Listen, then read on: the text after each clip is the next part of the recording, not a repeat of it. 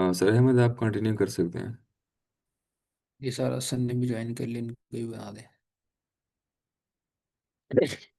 जी sir. हमने ना अभी तक काफ़ी चीज़ें पढ़ी हैं। जनरेटिव एआई का आपने 2-3 दिन पढ़ा है, मे बी जो टाइम कम होने की वजह से, स्पीड कुछ स्लो ज़्यादा होने की वजह से वो चीज़ें जिस तरह कवर अप होनी चाहिए थी वैसे नहीं हो पाई। तो हमने 2-3 दिन सर ने आपको पढ़ाया। उससे पहले आई थिंक सर आकिब थे, या उन सर का मुझे नेम नहीं पता, सर हमज़ा थे शायद, जिन्होंने जनरेटिव एआई का आपको पढ़ाया। तो कल सर सर हसन ने आपको पढ़ाया। तो बेसिकली आज हम एआई एजेंट्स के बारे में पढ़ेंगे। उससे पहले हम रैग एप्लीकेशंस का पढ़ेंगे कि हमारे पास जो रैग एप्लीकेशंस हैं वो हम किस तरह बिल्ड करते हैं और वो हमारे पास होती क्या है। सर उसामा, आप एक चीज़ क्लियर कर सकते हैं कि ये जो इस बार भी हैकाथॉन होगा कि नहीं? नहीं सर, हैकाथॉन नहीं अभी होगा। Okay okay sir, okay. मैंने कहा फिर उस हिसाब से ना करें, करवा लो। ओके। नहीं तो सर, हम अभी ना पढ़ते हैं क्योंकि रैग। रिसेंटली हुआ है, इतनी जल्दी फिर वो ठीक नहीं होता। Okay sir, okay, no issue. कि कल परसों किसी का क्वेश्चन भी था कि हम क्या NA10 करेंगे एआई एजेंट्स पे। तो हमने ना NA10 को काफ़ी डिटेल के साथ देखा था। जो प्रीवियस बूट कैंप है उसका भी ना जो लिंक है वो रिकॉर्डिंग का सर ग्रुप में शेयर कर देंगे।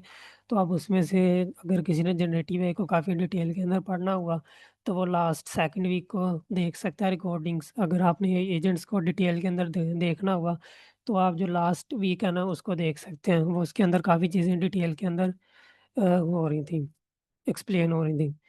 तो बेसिकली हमारे पास जो रैग एप्लीकेशंस है ना, ये चीज़ ये होती है कि हम एक एलएलएम मॉडल है ना, एलएलएम मॉडल मीन्स कि आपने डिफरेंट एलएलएम मॉडल्स के बारे में पढ़ा है, जैसे चैट जीपीटी हो गया, उसके बाद क्लाउड हो गया, जहाँ से आप कोडिंग वगैरह लेते हैं जनरेटिव एआई के एप्लीकेशंस बिल्ड करने के लिए। ठीक है। हमने ये करना होता है कि हमने रैग के थ्रू ना ये जो एलएलएम को नॉलेज है ना, उसका जो नॉलेज है वो एक्सटेंड कर देना होता है। एक्सटेंड हमने इस तरह कर देना होता है कि हमने उसको अपना नॉलेज प्रोवाइड करना होता है। वो हमने इस तरह करना होता है कि हमारे पास कोई पीडीएफ है या टेक्स्ट के अंदर जो डाटा है ना, तो हम उसको प्रोवाइड कर देते हैं। तो हम फिर उस डाटा को एक्सेस करते हैं डिफरेंट प्रॉम्प्ट्स के थ्रू। आपने प्रॉम्प्ट्स का भी सर ने आपको बताया होगा कि क्या चीज़ें होती है और क्यों हम करते हैं।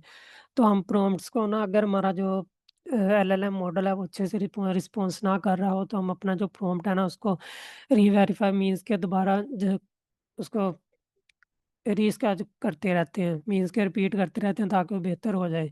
और ये चीज़ है कि हम अपना जो प्रॉम्प्ट है ना उसको बेहतर बना सकते हैं चैट जीपीटी के थ्रू भी। कि अगर हमें नहीं पता कि हमने जो प्रॉम्प्ट है वो क्या लिखना है, तो हम चैट जीपीटी को सिंपल कहेंगे कि हमारा ये आइडिया है, मैंने ये एप्लीकेशन बिल्ड करनी है, तो आप मुझे इससे रिलेटेड प्रॉम्प्ट बनाकर दे दें। तो उस प्रॉम्प्ट की जो एक्यूरेसी है ना वो काफ़ी अच्छी होगी।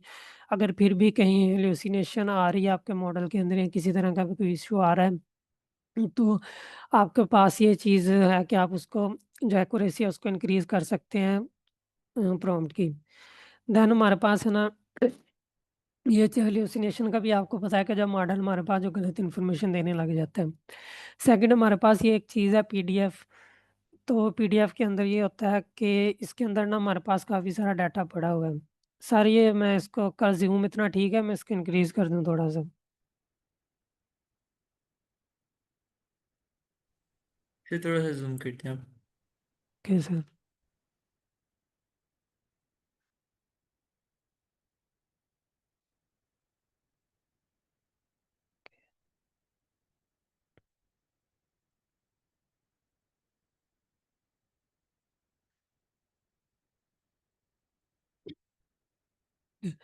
हमारे पास जो पीडीएफ है ना, पीडीएफ के अंदर हमारे पास कोई भी टेक्स्ट हो सकता है। जिस तरह आप पीडीएफ बनाते हैं, आपको मतलब आप किसी भी जो टेक्स्ट की फाइल है ना उसको आप पीडीएफ के अंदर जनरेट कर लेते हैं। ठीक है। उसके बाद हम देख लेते हैं कि हमारे पास टोटल पीडीएफ के अंदर ना 10 मिलियन टोकन्स हैं। अब उस पीडीएफ को हमने क्या करना है, उस पीडीएफ को ना हमने डिफरेंट चंक्स के अंदर डिवाइड कर देना होता है। ठीक है। जिस तरह के हमारे पास यहाँ पे हम सरसन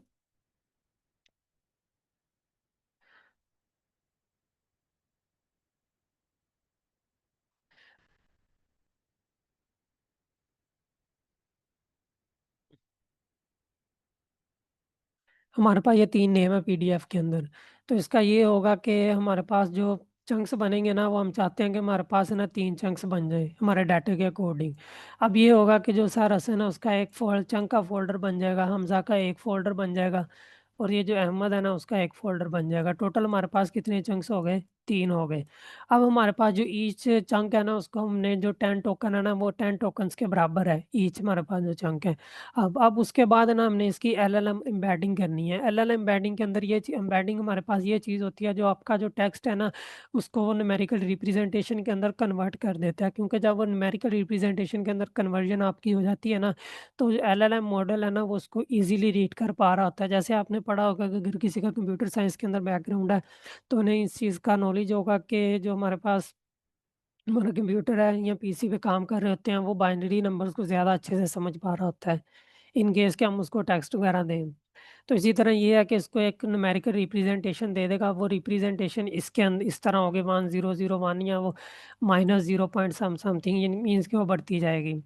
0 या 1 के सेंटर में ही होगी, बाज़ औक़ात 1 तक चली जाती है, लेकिन 1 से ऊपर जाती नहीं है, मोस्टली 0 और 1 के बीच ही रहती है।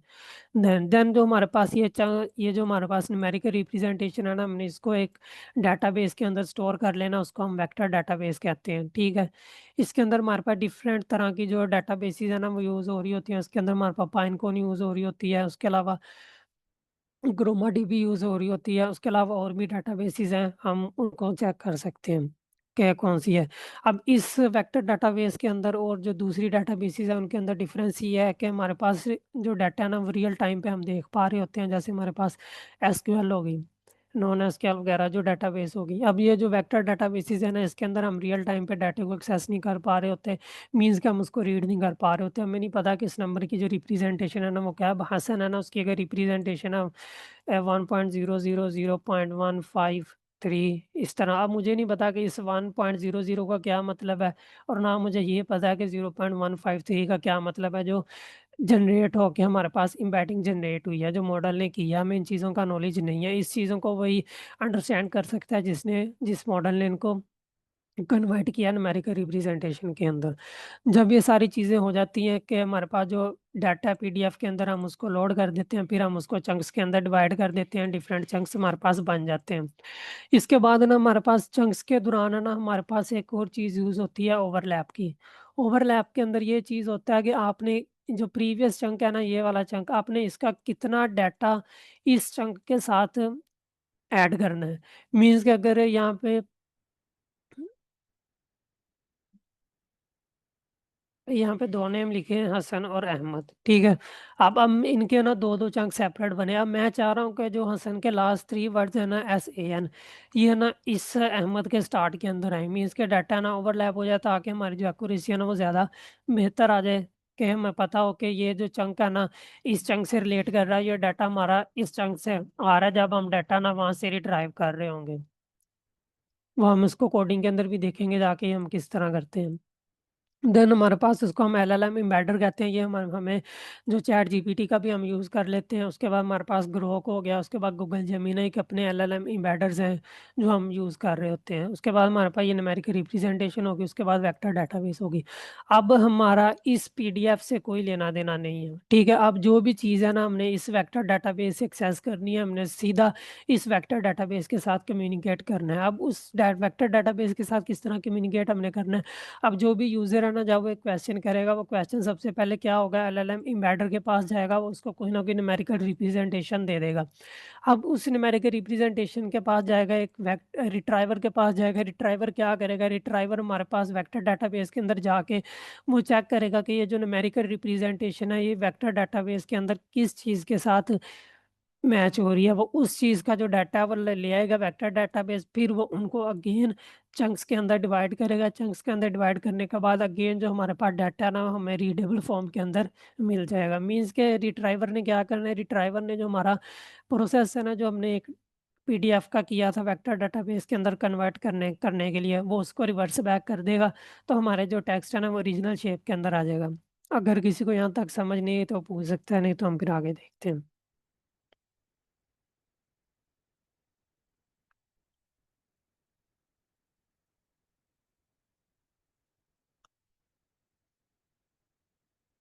ओके। हमारे पास टोकन्स होता है। टोकन हमारे पास क्या होता है कि हमारे पास टोकन ये होता है कि हमें हेल्प करता है। एक स्मॉलेस्ट यूनिट होता है टेक्स्ट का, जिसको ना हम प्रोसेस करते हैं मॉडल के थ्रू। अब हर हमारे पास समझ लें कि ये है ना, हमारे पास 10 मिलियन टोकन थे। अगर हम 10 मिलियन टोकन ये GPT 3.5 को देंगे तो ऑब्वियसली वो उसको प्रोसेस ही नहीं करेगा, क्योंकि उसकी जो टोकन लिमिट है वो 16,000 है। अगर हम उसको ओके 10 मिलियन है, ओके। अगर हम GPT 4 को देते हैं वो भी प्रोसेस नहीं करेगा इस चीज़, क्योंकि उसकी जो टोकन लिमिट है ना वो काफ़ी कम है। तो बाकी जो चीज़ है वो इन चीज़ों को करेगा कि हमारे पास एक से PDF है, ये जो हमारे पास मॉडल है ना वो उसकी जो टोकन लिमिट है ना वो ठीक है। तो उसकी टोकन लिमिट हमें ना इन चीज़ों को चेक करना पड़ता है जब हम कोई भी डाटा जो मॉडल LLM ले रहे होते हैं ना, LLM मॉडल जो भी, तो वहाँ पे उनकी टोकन लिमिट होती है कि ये कितने टोकन्स का एट अ टाइम प्रोसेस आपका जो मॉडल है ना वो कर सकता है। इसको हम कहते हैं टोकन। देन हमारे पास टोकन एम्बेडिंग का मैंने आपको बताया कि इसके अंदर हमने अपने NLP की टेक्निक्स वो पढ़ ली होंगी, जिसके अंदर हम न्यूमेरिकल वेक्टर्स के अंदर उसको कन्वर्ट करते हैं ताकि उनको हम इजीली वो अंडरस्टैंड कर सकें जो हमारा मॉडल है। ओके, उसके बाद हमारे पास वेक्टर डेटाबेसेस है। वेक्टर डेटाबेस हम डाटा स्टोर और मैनेज करने के लिए यूज़ करते हैं वेक्टर्स को। वेक्टर्स का आपने बड़ी डिटेल के अंदर पढ़ा है मैथ के अंदर कि उसके हमारे पास न्यूमेरिकल रिप्रेजेंटेशंस ही होती है वेक्टर्स के अंदर। ओके, यहाँ तक अगर किसी को क्वेश्चन है तो वो पूछ सकता है, नहीं तो फिर हम कोडिंग की तरफ चलते हैं।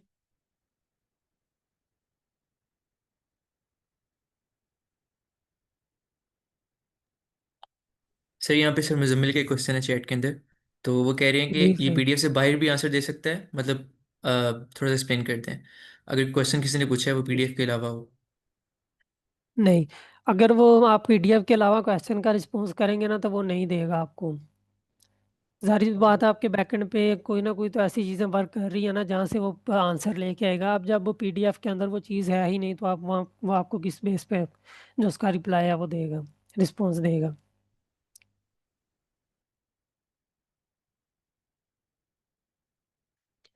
जो हमारे पास LLM मॉडल्स काम कर रहे होते हैं ना, ये बेसिकली एज अ ब्रेन काम कर रहे होते हैं। जिस तरह हमारा ब्रेन है ना, हम उसके अंदर काफ़ी डाटा स्टोर कर लेते हैं, ज़रूरत आने पे उसको इस्तेमाल कर लेते हैं। और जो हमारे पास LLM मॉडल्स है ना, वो उसको हम जनरेटिव AI या AI एजेंट्स के अंदर है ना एज अ ब्रेन यूज़ कर रहे होते हैं, ताकि हम उसको एज अ मेमोरी यूज़ करके उसके अंदर डाटा स्टोर कर सकें और जब हमें उनकी ज़रूरत पड़े तो वहाँ से हम डाटा ले सकें जो हमने वहाँ पे स्टोर करवाया होगा। क्लियर?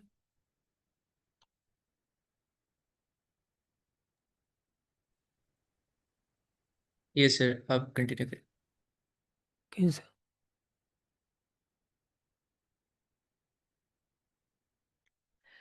ओके, हमारे पास है ना सबसे पहले ये चीज़ है कि हमने इसको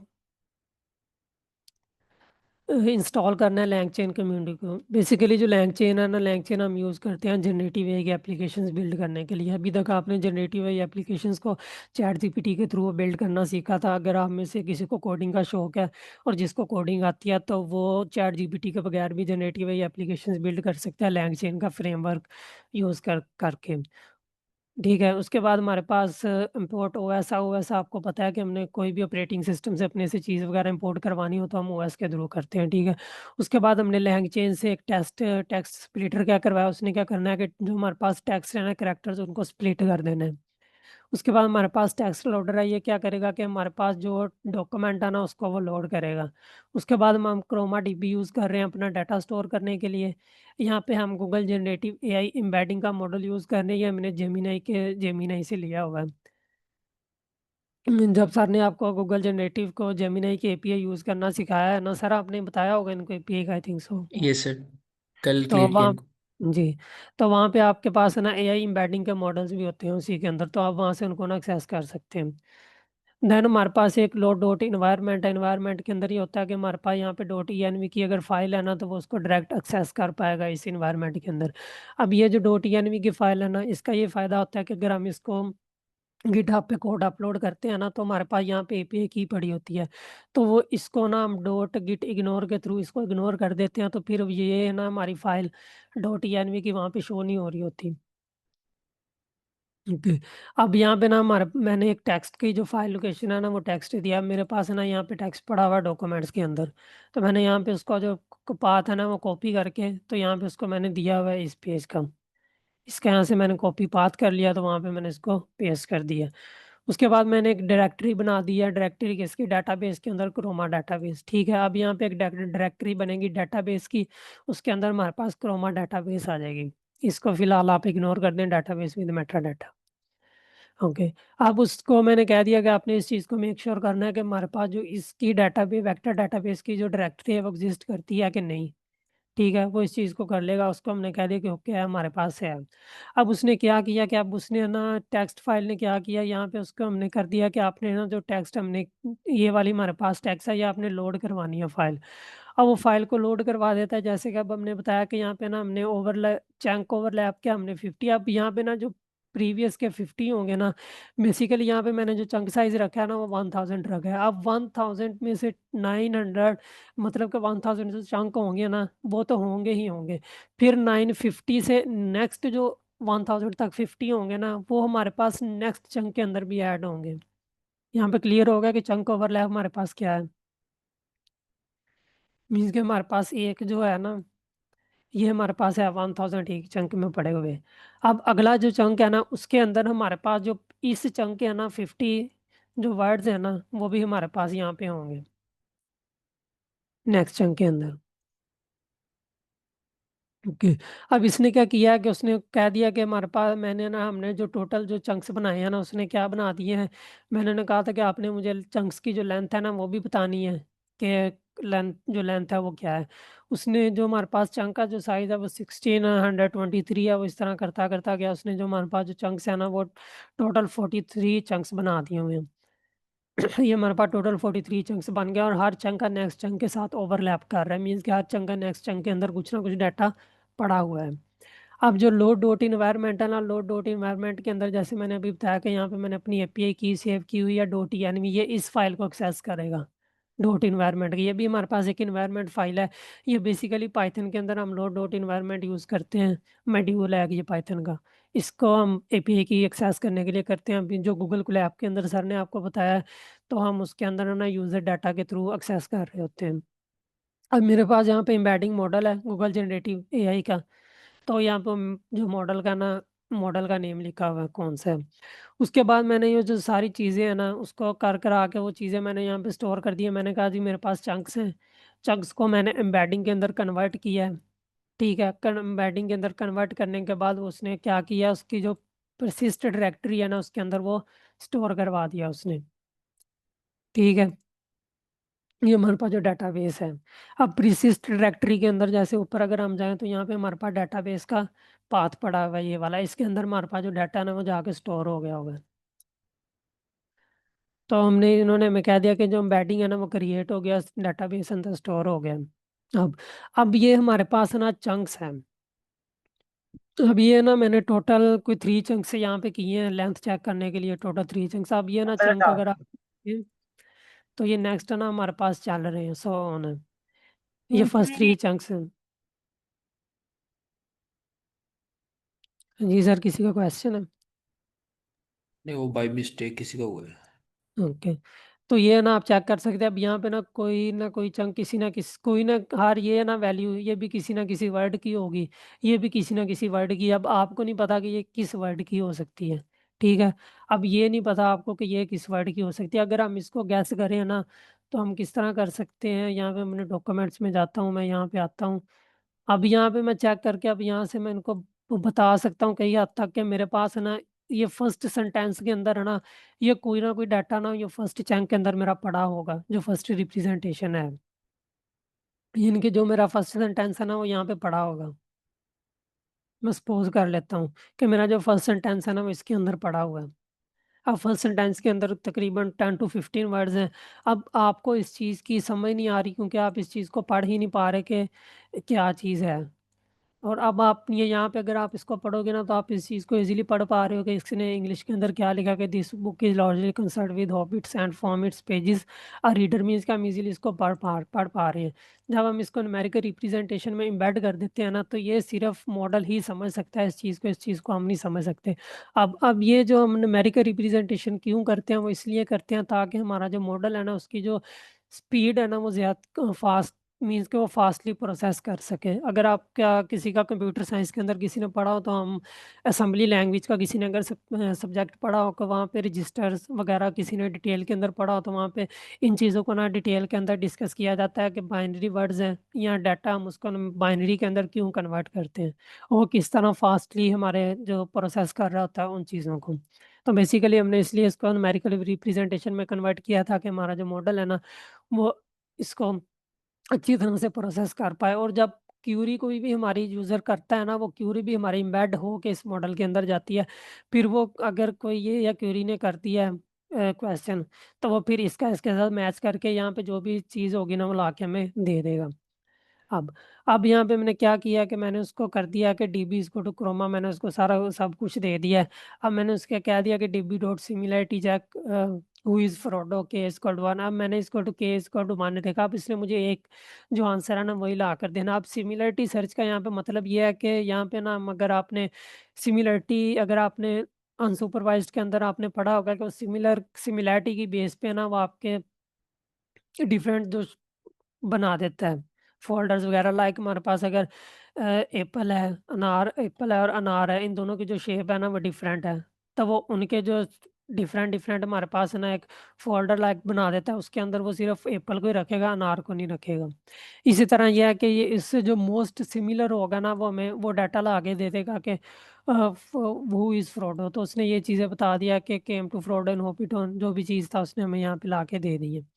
अब यहाँ पे मेरे पास क्या आ रहा है कि अब मैंने करंट डायरेक्टरी से ना OS dot get C W, ये मेरे पास लाइन शो कर रही है कि मेरे पास जो करंट डायरेक्टरी है ना ये वाली अब ये इसके अंदर जो भी फाइल्स हैं ना वो सारी एक्सेस हो पा रही हैं।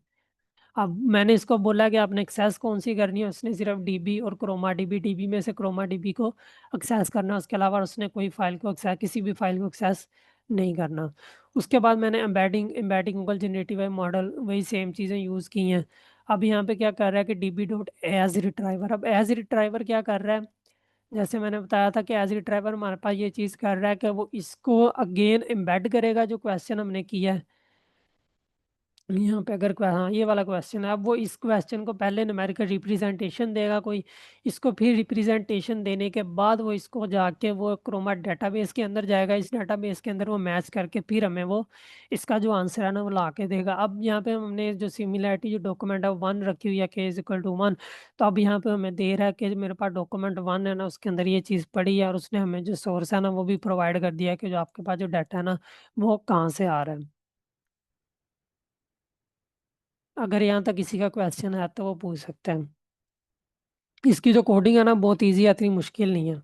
सबसे पहले अगर हम क्विक रिवीजन करें, हमने सबसे पहले क्या किया, हमारे पास एक पीडीएफ थी उसको हमने चंक्स के अंदर कर लिया। अब वो चंक हमने कहाँ से करवाया है, लैंगचेन से इंपोर्ट करवाया है। ठीक है, उस चंक को हमने क्या किया, डाटा दिया है।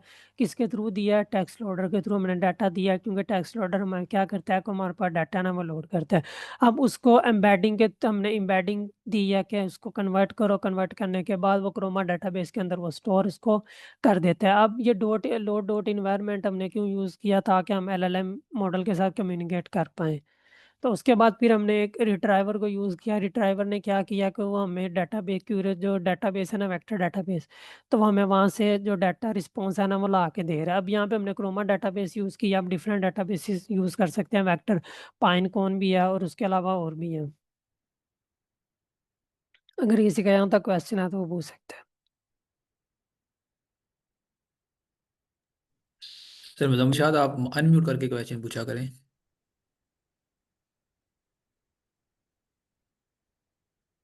उन्होंने क्वेश्चन पहले पूछा था आई थिंक, अभी तो टाइम गुजर गया, 3 मिनट पहले पूछा था, लेकिन ये सर ये तो बाइनरी डाटा नहीं है। सर हमारे पास जो बाइनरी डाटा है ना वो 0 और 1 की कंडीशन समझता है। ठीक है, अब यहाँ पे वो आपको भी इस चीज़ का नॉलेज है कि हमारे पास ये जो हमारे पास यहाँ पे जो डाटा है ना उसने इस चीज़ को ही समझना होता है। ठीक है, ये जो पॉइंट है ना, अब नेक्स्ट हमारे पास 0 और 1 के अंदर जो भी डाटा आएगा ना वो हमारे पास बाइनरी रिप्रेजेंटेशन होती है। अब ये है ना जो माइनस है 0, ये इसको 0 ही कंसीडर करेगा, क्योंकि आपको पता है 0 0 माइनस हो पॉजिटिव हो 0 ही होता है, उसका कोई फर्क नहीं पड़ता। और ये हाँ ये 1 से ऊपर नहीं जा सकता, ये 0 और 1 के बीच ही रहेगा। वो बाइनरी डाटे की आपको इसलिए एग्जांपल दी थी ताकि आपको जो चीज़ है ना उस चीज़ से आप फेमिलियर हो जाओ, क्योंकि आप में से काफ़ी लोगों ने बाइनरी पढ़े होंगे, बाइनरी वर्ड्स क्या होते हैं 0 और 1, तो इसलिए आपको दिया था उसकी एग्जांपल कि हमारा जो कंप्यूटर है ना वो बाइनरी वर्ड्स को ज़्यादा अच्छी तरह से समझ रहा है। अब अगर आप इसकी देखें, इसकी भी लेंथ वही है, 0 to 1 के बीच में, 1 से ऊपर कोई भी नहीं है और 0 से नीचे भी कोई नहीं है, -1 के अंदर भी कोई नहीं है।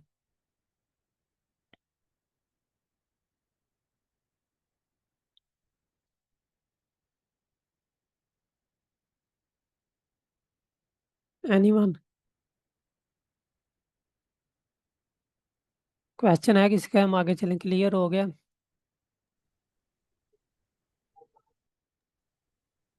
ये फिर क्वेश्चन आया नीचे।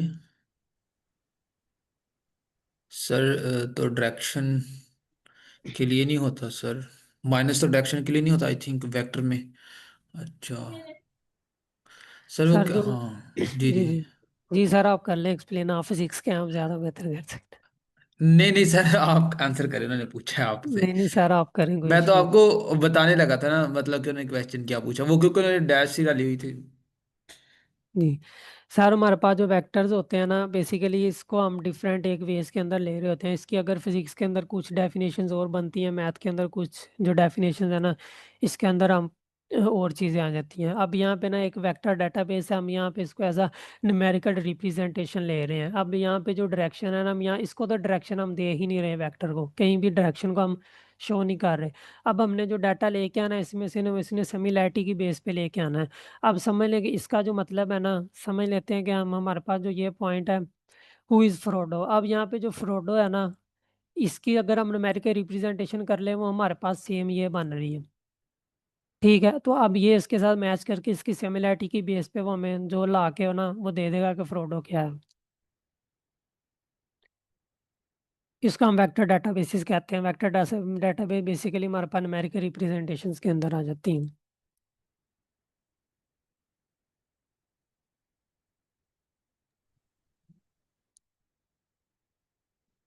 एनीवन, अगर कोई और क्वेश्चन हो? इसका अगर ये भी है कि अगर हम अब काफ़ी जो मॉडल्स है ना, जो लेक्चर्स डिलीवर कर रहे होते हैं, या आप कोई जो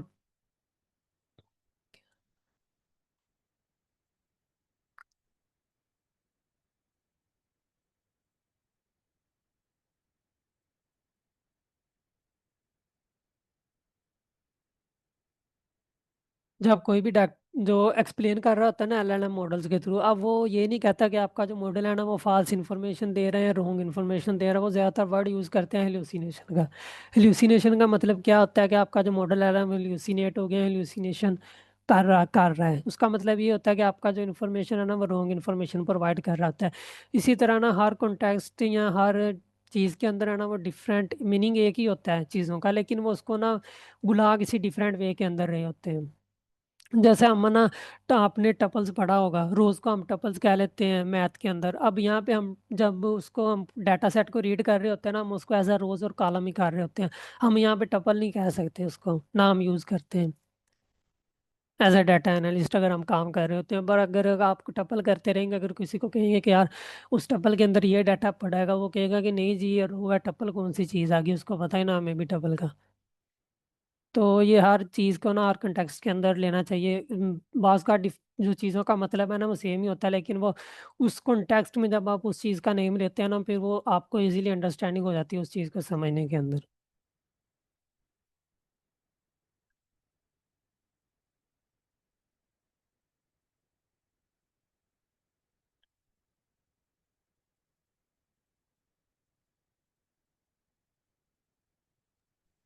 सर एनीवन, कोई और क्वेश्चन है? आई थिंक हमें आगे मूव करना चाहिए। कि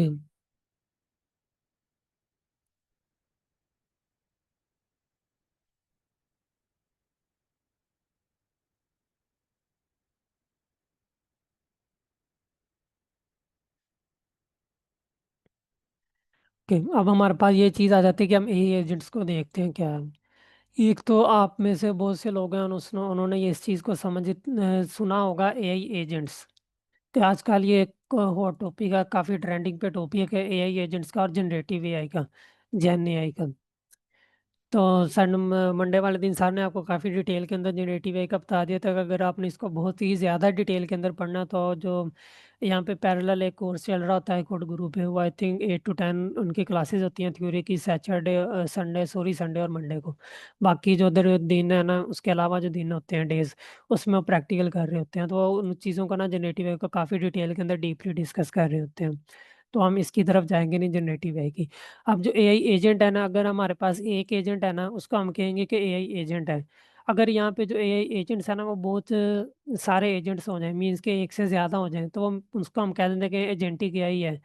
लाइक एआई एजेंट्स और एजेंटिक एआई के अंदर कुछ खास डिफरेंस नहीं है, ये है कि बहुत सारे जब एजेंट्स मिल जाएं तो हम उसको कह देंगे एजेंटिक है, मतलब कि बहुत सारा एजेंट्स हैं। एक एजेंट को हम कह देते हैं एआई एजेंट है, बहुत सारा हो जाए तो हम उसको कह देंगे एजेंटिक एआई। अब एजेंट हमारे पास क्या चीज़ होती है? एजेंट बेसिकली हमारे पास ये चीज़ होती है कि अगर हम उसको अपने एक एज अ ह्यूमन उसको ट्रीट करें ना, कि देखें हमारे पास क्या और होता है। एज अ ह्यूमन हमारे पास है ना ब्रेन होता है, हमने जो भी काम लेना होता है ना वो हमारे पास हम उस ब्रेन से ले रहे होते हैं। हमारे पास जो ब्रेन है ना इसके अंदर हमारे पास काफ़ी डाटा स्टोर हो रहा होता है। अब आई थिंक आप सब 16 से अबव ही होंगे, 18+, तो आपके पास 16 ईयर एजुकेशन है। अब आपने 16 ईयर एजुकेशन के अंदर जो भी पढ़ा ना वो सारा डाटा कहीं ना कहीं आपके अंदर ब्रेन के अंदर स्टोर है, आपको सिर्फ वहाँ पे चीज़ों को रिवाइज़ करने की ज़रूरत पड़ती है। तो जब कोई क्वेश्चन आपसे उससे रेलेवेंट पूछता है तो आपको ये चीज़ आपका जो ब्रेन है ना वो इस चीज़ को डिसाइड करता है कि इस चीज़ का जो आंसर है ना उसने जो रिस्पॉन्स है ना वो क्या करना है।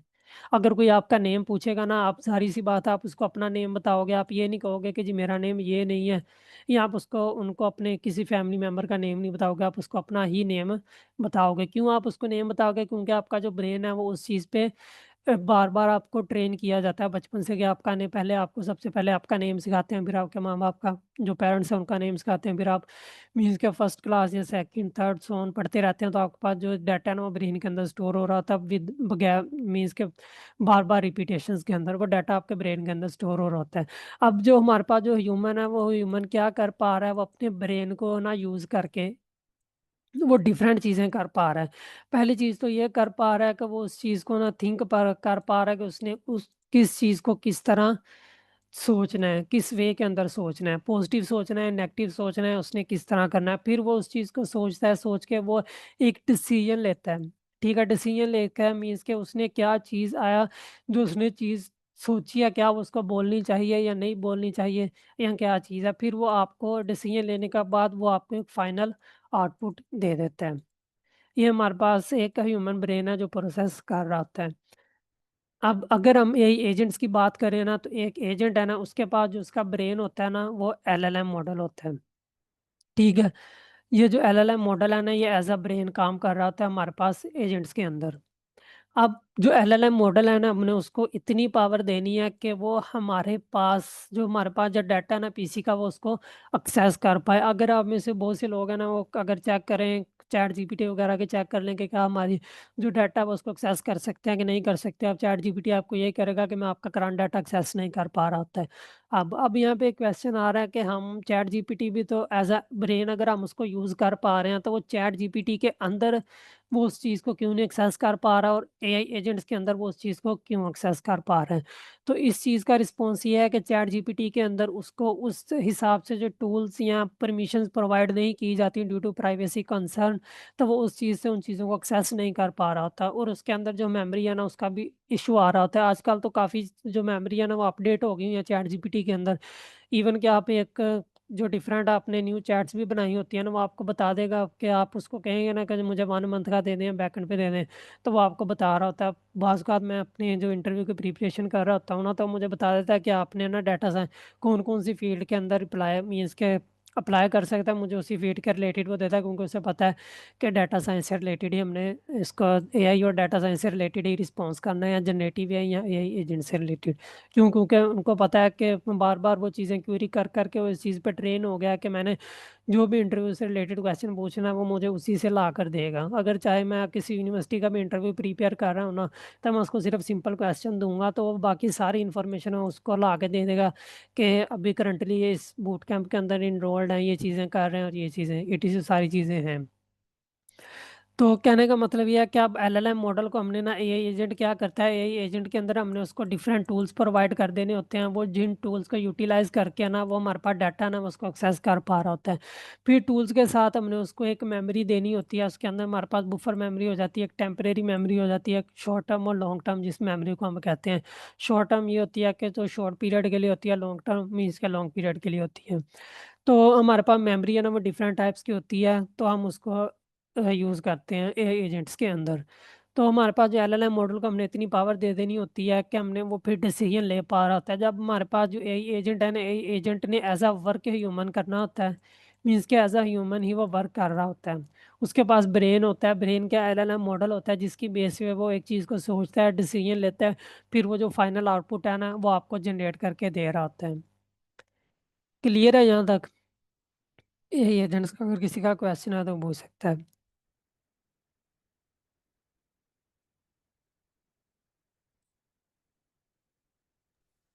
सर ये आपने टूल्स में क्या बताया था? सर मैम जो टूल्स है ना हमारे पास ये डिफरेंट तरह के टूल्स होते हैं। जैसे हम यही एजेंट्स को एक टूल दे देते हैं करंट डेट, मतलब कि डेट एंड टाइम का। ठीक है, तो वो उस टूल को यूटिलाइज करके ना हमारे पास जो करंट टाइम आ रहा होगा ना हमारे पीसी का, वो हमें निकाल के दे देगा। अगर आप चैट जीपीटी से कहेंगे तो चैट जीपीटी आपको नहीं कर पाएगा, वो कहेगा कि मैं इस चीज़ को, करंट डाटा आपका वो एक्सेस नहीं कर सकता। तो ये हम यही एजेंट को ये एबिलिटी देते हैं किसके थ्रू, टूल्स के थ्रू, ताकि हमारे पास जो करंट डाटा है ना वो उसको एक्सेस कर पाए। इसको भी हम देखेंगे जब प्रैक्टिकल वर्क के अंदर आएंगे, फिर आपको टूल्स ईजिली हो जाएगा। अभी तक टूल्स यही है कि टूल्स ने क्या काम करना होता है, डिफरेंट जो चीज़ें हैं ना उसको हमें हेल्प करता है कि हम उन चीज़ों के साथ कम्युनिकेट कर सकें। जिस तरह आपके पास, आपने अगर आग जलानी हो ना, आप माचिस का यूज़ करते हो आग जलाने के लिए, एज अ टूल यूज़ हो रही है ना। तो इसी तरह आप समझ लें कि यहाँ पे टूल्स है ना, डिफरेंट टूल्स हो सकते हैं। Okay sir. एनीवन?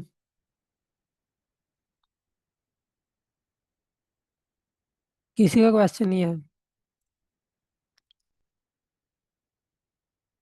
समय लग रही है आप सबको या समझ लग नहीं रही?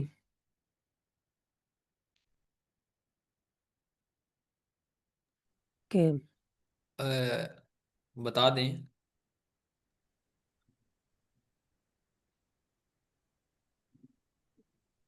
Other member too. चलें ठीक है, अगर तो समय लग रही है आप थम्स अप कर दें, इमोजी वगैरह भेजने चले, हमें भी तसल्ली हो जाएगी आपको समझ आ रही है।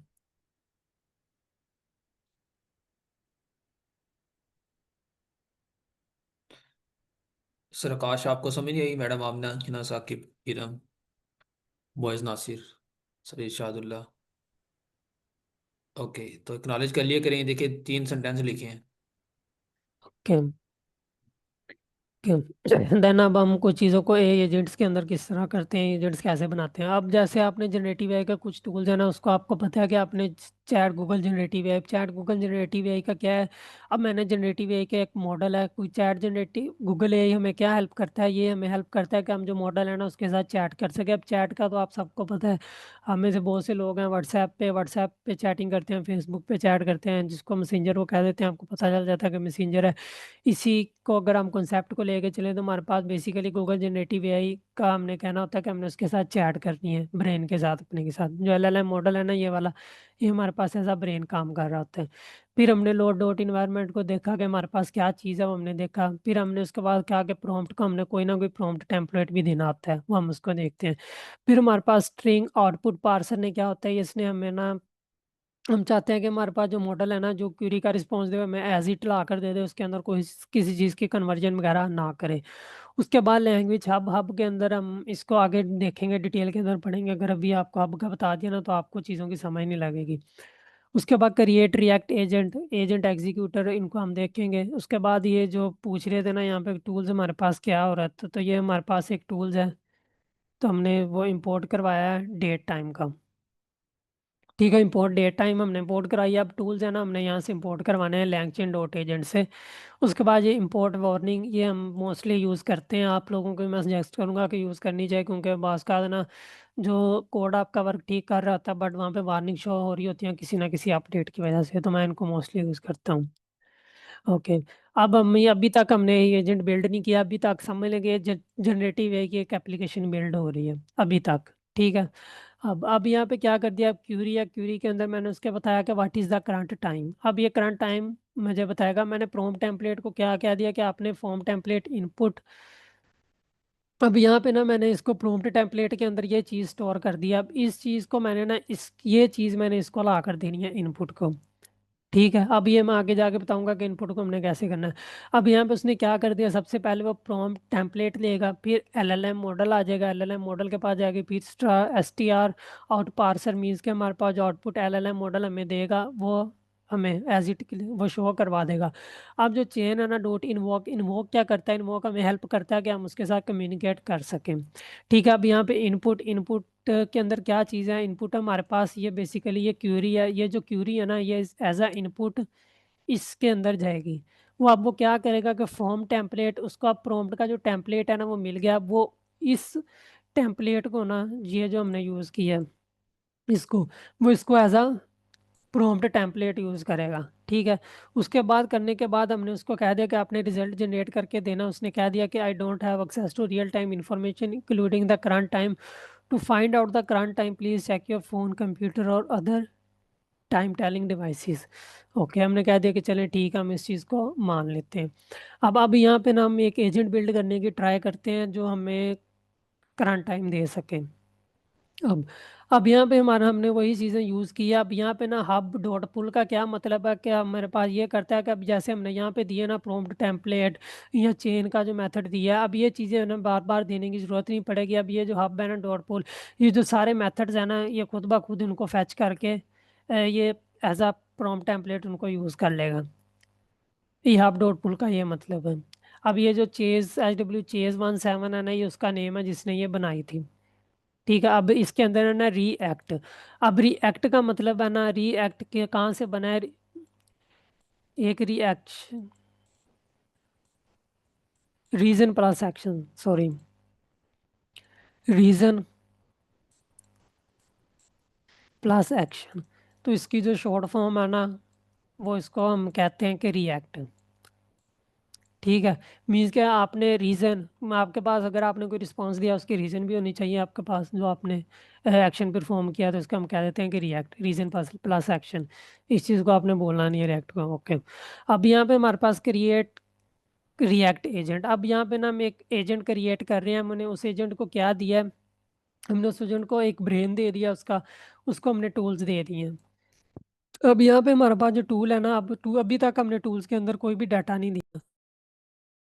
अभी तक वो जो हमारे पास टूल है ना वो खाली है, टूल को हमने कुछ भी नहीं कहा, हमने उसको सिर्फ खाली है ना एक लिस्ट दे दी हुई है, पकड़ा दी, उसके अंदर हमने उसको कुछ नहीं दिया। अब यहाँ पे मैं कह रहा हूँ कि एजेंट को हमने कह दिया कि ये एजेंट है, ये चीज़ है, ये एजेंट के पास आ जाएगी। टूल्स, मैंने कहा टूल्स, टूल्स आपने यूज़ करने विरबॉस इज इक्वल टू ट्रू। अब विरबॉस इज इक्वल टू ट्रू का मतलब ये होता है कि ये जो आउटपुट है ना ये सारी आपको शो करवा रहा होता है कि आपका जो ये एजेंट है ना वो किस तरह सोच रहा है, किन चीज़ों का एट अ टाइम वर्क कर रहा है। अगर आप इसको फॉल्स कर दोगे ना तो फिर वो इन चीज़ों को शो नहीं करवाएगा, सिर्फ इस चीज़ को शो करवाएगा आउटपुट को, फिर आपकी ये चीज़ नहीं आएगी। इसलिए हमने बॉस इक्वल टू ट्रू रखा ताकि हमें पता चल जाए हमारा एजेंट क्या काम कर रहा है। जब हमने डॉट इनवोक मेथड को यूज़ करके हमने जो अपनी क्यूरी वो पास की, फिर उसने कहा कि I need to get the current time. Okay, action किस पे करना है, उसने कोई ना कोई टूल यूज़ करके उसने एक्शन इनपुट कह दिया कि ग्रांट या get current time use tool is not a valid tool, try one of. यहाँ पे हमारे पास उसने कह दिया कि ट्राई वन ऑफ, यहाँ से कोई एक यूज़ कर लो, उसको तो पता है कि जीएमटी है। उसने कह दिया ये apologise, I seem to have a limited tool set, I need to determine what tools are available to me, since I can't list the tools I will have to respond that I can't answer the question. वो कह रहा है कि I am sorry I can't answer the question, क्यों, क्योंकि वो कह रहा है कि जी मेरे पास कोई टूल ही नहीं है जिससे मैं आपको करंट टाइम उसको फैच कर सकूँ।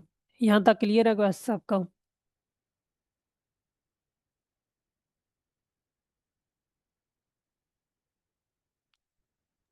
सर ओके, आप इनको ना चेन का concept एक्सप्लेन करते हैं थोड़ा सा ना।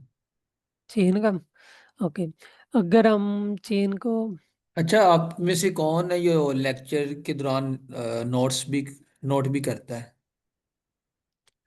चेन के अंदर है ना हमारे पास ये चीज़ें होती हैं। एक तो हमारे पास लैंग चेन को आप डिटेल के अंदर पढ़ेंगे ना तो वहाँ पे हमारे पास डिफरेंट टाइप्स की चेन होती है, एक सीक्वेंशियल होती है, पैरेलल होती है, कंडीशनल होती है। चेन का मतलब ये है कि जिस तरह वो चेन है ना, वो एक चेन ने एक ही सीक्वेंस के अंदर चलना है। अगर हम उसको कह देंगे आपने पैरेलल चलना है, वो फिर उसको पैरेलल सारे काम कर रही होगी। अगर हमने कंडीशनल बेस पे करना है कि अगर वो कंडीशन है ना, हम चाहते हैं कि हमारी जो चेन है ना वो सिर्फ कंडीशन के हिसाब से वर्क करे, फिर वो उसी हिसाब से वर्क करेगी। चेन का मतलब आप ये भी ले सकते हैं कि अगर हमारे पास शेफ़ है ना, हम एक ऑर्डर देते हैं कि हमने ब्रेकफास्ट करना है, ब्रेकफास्ट के अंदर हमें बॉयल एग चाहिए, उसके साथ हमें कॉफ़ी चाहिए। ठीक है, अब आप सबसे पहले कहते हैं कि इन सबसे पहले ना मुझे पानी भी आप ला के दे दें। अब वो सारे काम है ना पैरेलल कर रहे होते हैं, ये नहीं कहते कि सबसे पहले आपको ये नहीं कहते कि अपना वो शेफ है जी, अभी वो एग बॉयल कर रहा था, इसलिए आपकी कॉफ़ी बनी नहीं, आप एग अभी खाएं, ठीक है। जो बॉयल एग है उसके बाद हम ना 5-10 मिनट के बाद आपको कॉफ़ी ला के देते हैं, वैसा नहीं करते। अब अब यहाँ पे क्या काम कर रहा था, अब एज अ पैरेलल वहाँ पे काफ़ी शेफ्स होते, एक शेफ है ना एज अ पैरेलल मीन्स के एज अ पैरेलल काम कर रहा था। वो एक टाइम में वो आपका जो एग है वो भी बॉयल कर रहा होगा, वो कॉफ़ी भी बना रहा होगा, फिर वो जो भी पानी है वो भी आपको मीन्स के वो वेटर को दे देगा। तो सारी वो चीज़ें हैं ना वो तैयार करके वो पैरेलल सारे काम करके वो वेटर को दे देगा, वेटर है ना जो आपको ऑर्डर है वो सर्व कर देगा। अगर इसी तरह हम उसको चेन के अंदर ले ना, तो चेन के अंदर हम कहते हैं कि एक सीक्वेंस के अंदर चेन चले, तो फिर हम उसको सीक्वेंशियल चेन कहते हैं। वो क्या कहता है कि जो वेटर है वो पहले आपको पानी ला के देता है, उसके बाद फिर आपको ला के वो देगा एग आपका, फिर उसके बाद आपको कॉफ़ी ला के देगा। मीन्स को पहले आप पानी पियोगे वो ख़त्म कर लोगे, फिर एग वो ख़त्म कर लोगे, फिर कॉफ़ी। इसको पैरेलल नहीं करेगा, वो सारी चीज़ें पहले एक काम करेगा फिर दूसरा फिर तीसरा, एक काम करने के बाद। क्लियर हो गया चेन का कॉन्सेप्ट? एक यस सीक्वेंस सर। के अंदर चल रही है हमारी चेन, ओके।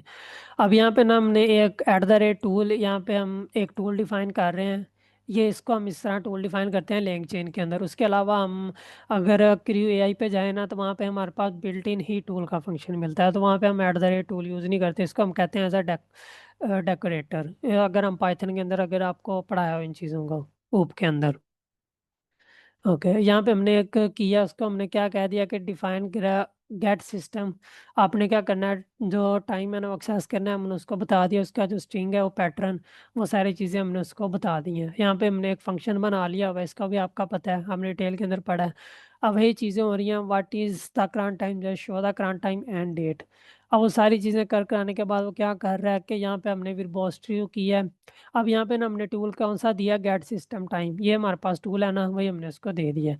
अब वो क्या कर रहा है कि वो कह रहा है एक्शन, एक्शन किस पे कर रहा है, गेट सिस्टम टाइम पे। अब यहाँ पे वो जब एक्शन कर रहा था ना, वो किसी यूज कर रहा था टूल का, अब यहाँ पे वो टूल नहीं था, यहाँ पे वो कह रहा था कि मेरे पास टूल नहीं है। अब वो कह रहा है कि एक्शन इनपुट, जब उसने now the current time and date, जब उसने करंट टाइम और डेट लिया ना, उसने फाइनल आंसर हमें ला के दे दिया कि ये है, ठीक है। अब यहाँ पे चीज़ें आनी कि मैं उसको लिमिटाइज कर रहा हूँ कि आपने जब हमारे पास जो करंट टाइम है सिर्फ वो लंदन का चाहिए, मैं कह रहा हूँ कि आप पाकिस्तान के अंदर हो, जो show the current time note the date, okay. वो कहता है कि जी ओके। अब यहाँ पे एजेंट क्या करता है, वो कहता है कि need to find the current time in London, since I am in Pakistan I can't simply look at my clock, I need to use a tool to get the current time. अब कौन सा टूल यूज़ कर रहा है, वो gate system time, जो जो time है ना फेच करके उनको दे रहे हैं।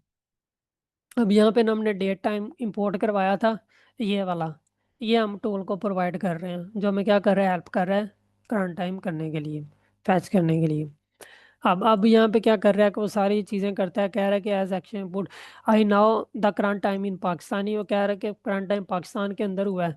अब मैंने मुझे क्या करना है, अब वो यहाँ पे ना सोच रहा है, मीन्स के डिसीजन ले रहा है, किस चीज़ का डिसीजन ले रहा है, क्योंकि हमने इसको कहा है कि आपने सिर्फ लंदन का टाइम बताना है, पाकिस्तान का नहीं बताना, पाकिस्तान के अंदर आप हो। वो कह रहा है कि मुझे पता है मैं पाकिस्तान के अंदर हूँ, लेकिन मुझे तो चीज़ टाइम करना है ना फाइंड, वो करना है लंदन का। वो कहता है कि जी 4 घंटे mean which is a 4 hours behind Pakistan, therefore I need to subtract 4 hours from the current time. तो वो इसके करके वो 15 मीन्स के 3:27 वो आपको करंट टाइम है ना वो दे देता है।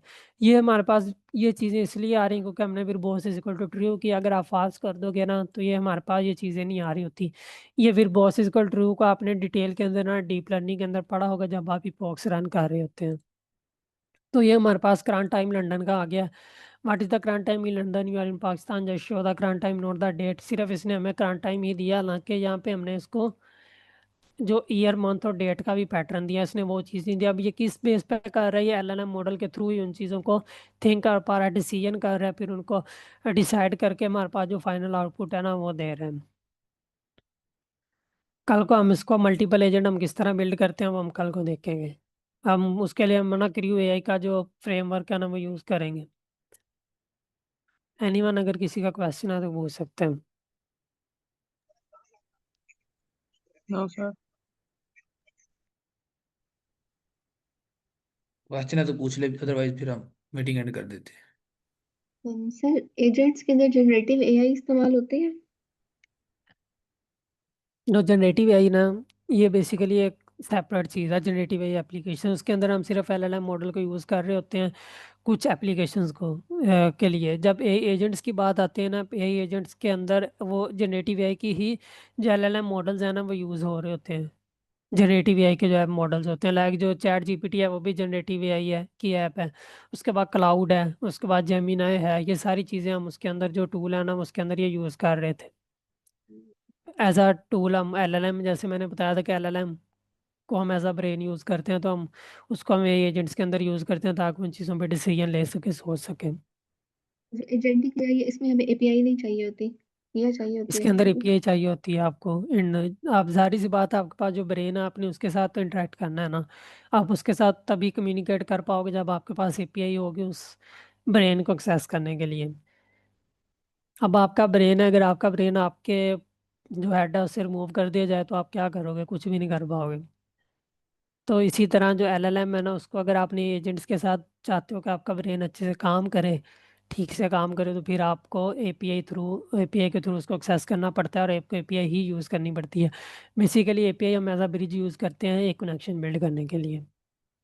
और वैसे इनको डिप्लॉय कहाँ पे करते हैं इसको आप ये डिप्लॉय API? कर सकते हैं, डिफरेंट पे कर सकते हैं आप। हगिंग फेस पे भी कर सकते हैं, और भी आप अगर आप बाय करना चाहते हैं अपने डोमेन तो वहाँ पे भी कर सकते हैं।